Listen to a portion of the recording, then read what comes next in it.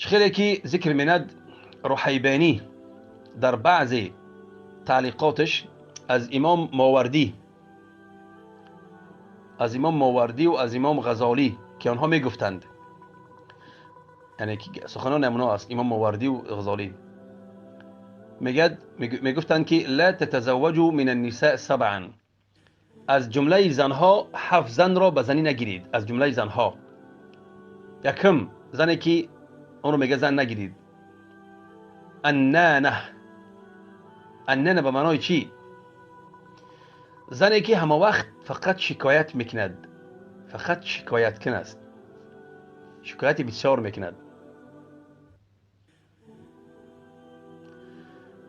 یعنی انین میگن، انین همین فقط همین چی میگن، همون زبانش فقط همین شکایت در رفته است. همین مرایت نکردی، مرایت نکردی، مرایت نآوردی، مرایت نکردی، فقط بعد میگه سرش بستگی است به یک سربندی، سرش بستگی است و فقط چی دعوای چی میکنه، دعوای بیماری که من بیمارم فقط. دیم نمودی از زنها میگه منانه کدام زن است؟ اون زنی که فقط منت میکند، من اینطوری کردم، من اونطوری کردم برایت، من اینطوری کردم اونطوری کردم، منت کنه، میگه نگیرید. سیم حنانه میگه اون زنی است که فقط دلش به همون شوهر یکمش است، یعنی که به همون شوهر یکمش میسوزد، دلش به همون شوهر یکم، یعنی که شوهر یکم کرده است، از یکم برآمده است و دیم گرفته است در پیش شوهر دیمش، بعد همین فقط شوهر یکمش چی، یعنی که دلش به اون میکشد، به معنی دلش به اون میکشد، یعنی گپای میزند که معنی داره دلش به اون میکشد. همین خیلی زن میگه نگیرید. چهارم حداقه به معنای چی است؟ به معنای همون زنی که به هر یک چیزی که نظر کرد خواستی همون رو میکند، دلش به همون میکشد، چیزی نباشد.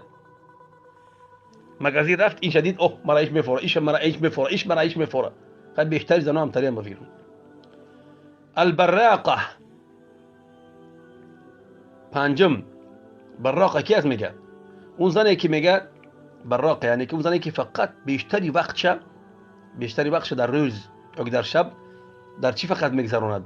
در زیب و زینت دادن و آرایش دادن خودش بیشتری وقتش.